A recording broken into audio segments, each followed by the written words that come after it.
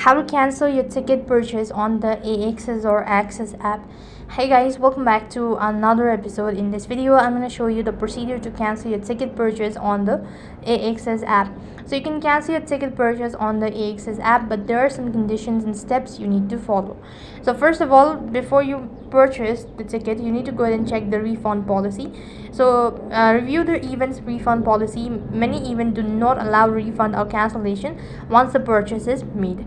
After that, you go ahead and log in into your Access mobile app, and when you're logged into your account, then you can go ahead and navigate the option in my event by tapping on the ticket button located right at the bottom. And here you could go ahead and look for the event or the ticket that you wish to go ahead and cancel. There should be an option as cancel, request a refund.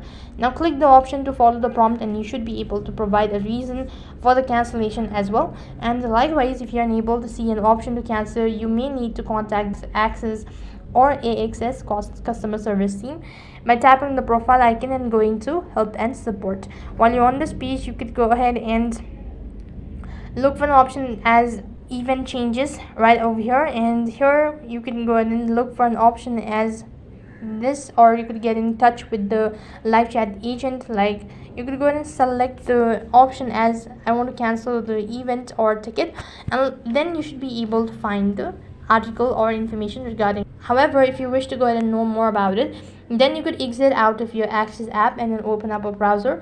Type in access.com/about_purchase_agreement_mobile.